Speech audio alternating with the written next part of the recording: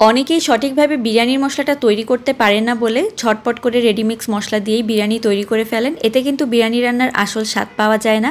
বিরিয়ানি রান্নার আসল স্বাদ পেতে হলে একদম টাটকা বিরিয়ানি মশলা তৈরি করে নিতে হবে, আর টাটকা সব মশলা বেটেই বিরিয়ানি রান্না করতে হবে। তাহলেই বিরিয়ানি রান্নার আসল স্বাদটা আপনারা পাবেন। আজকে আপনাদেরকে বিরিয়ানির মশলা সহ একটা পারফেক্ট বিরিয়ানির রেসিপি তৈরি করে দেখাচ্ছি। আশা করি আপনাদের অনেক ভালো লাগবে।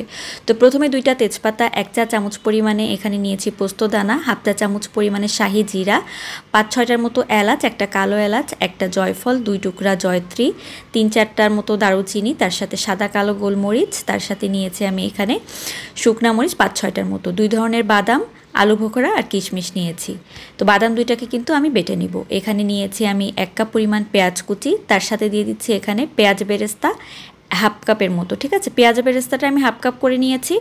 আর ওইদিকে 1 কাপ পরিমাণে কাঁচা পেঁয়াজ আছে, যেটা আমি অর্ধেক অর্ধেক করে ব্যবহার করব। তো এখানে 2 কেজি পরিমাণে গরুর মাংস নিয়েছি, একটু বড় বড় পিস করে নিয়ে। এবার আমি এখানে দিয়ে দিচ্ছি 1/2 কাপ পরিমাণে পেঁয়াজ কুচি, 1 টেবিল চামচ পরিমাণ রসুন বাটা, 2 টেবিল চামচ পরিমাণে আদা বাটা, 1 টেবিল চামচ পরিমাণে বাদাম বাটা, 1 টেবিল চামচ পরিমাণে লবণ, আর ওই যে বিরিয়ানির মশলাগুলো দেখিয়েছিলাম সেগুলোকে কিন্তু শুকনা গুঁড়া করে নিয়েছি। আমি একটু টেলে নিইনি, একদম শুকনা কাঁচা গুঁড়া করে নিয়েছি।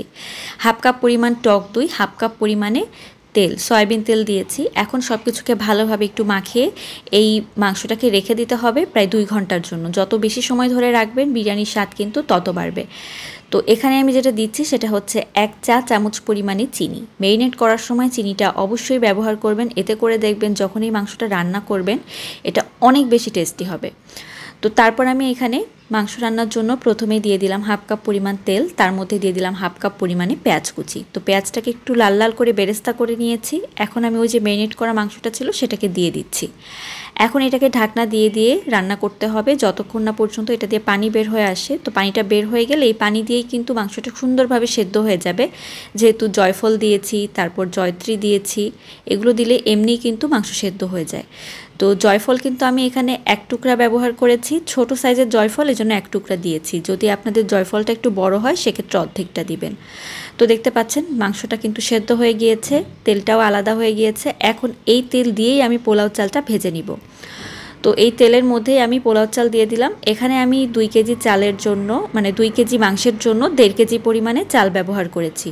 মাংসটা আছে 2 কেজি, 1.5 কেজি পরিমাণে পোলাও চাল নিয়েছি, ভালো করে ভেজে নিয়ে পানি দিয়ে দিলাম। তো একদম ফুটন্ত গরম পানি নিতে হবে। আর এখানে 1.5 কেজি চালের জন্য আমি পানি নিয়েছি কিন্তু 3 কেজি থেকে কিছুটা কম। একদম পুরোপুরি 3 কেজি দিলে কিন্তু একদম চালটা নরম হয়ে যাবে।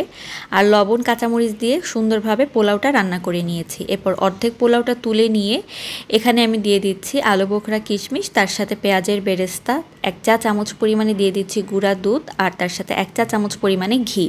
তো এগুলোকে ছড়িয়ে দিয়ে আমি রান্না করা মাংসটা এখন বিছিয়ে দিচ্ছি। আর রান্না করা মাংসটা দেওয়ার পরে এখানে অর্ধেকটা যে পোলাও রান্না আমি উঠিয়ে রেখেছিলাম সেই ভাতটাকে দিয়ে দিচ্ছি। তো ভাতটাকে চারিদিক থেকে ছড়িয়ে দিতে হবে। আর চুলার জাল কিন্তু একদম লো করে দিয়েছি আমি। তো তারপর এখান থেকে কিশমিশ, আলু বোখরা আরও কয়েকটা দিয়ে দিচ্ছি।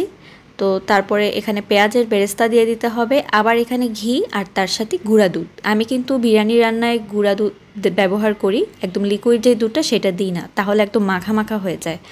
তারপর একটু কেওড়া জল দিয়েছি, আর এখন ঢাকা দিয়ে দিব। ঢাকা দিয়ে এটাকে দমে দিব। তো 20 মিনিট দমে দিলেই কিন্তু বিরিয়ানিটা একদম পারফেক্টভাবে রান্না হয়ে যাবে।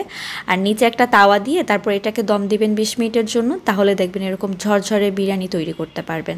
আর পানির পরিমাণটা একদম ঠিক মতো দিবেন। আশা করি বিরিয়ানির রেসিপিটা আপনাদের অনেক ভালো লেগেছে। ভালো লাগলে লাইক কমেন্ট করে কিন্তু আমাকে জানাতে ভুলবেন না। আর বেশি ভালো লাগলে টাইমলাইনে একটা শেয়ার করে রাখবেন, যেন পরবর্তীতে টুপ করে দেখে নিতে পারেন। সবাই ভালো থাকবেন। আল্লাহ হাফেজ।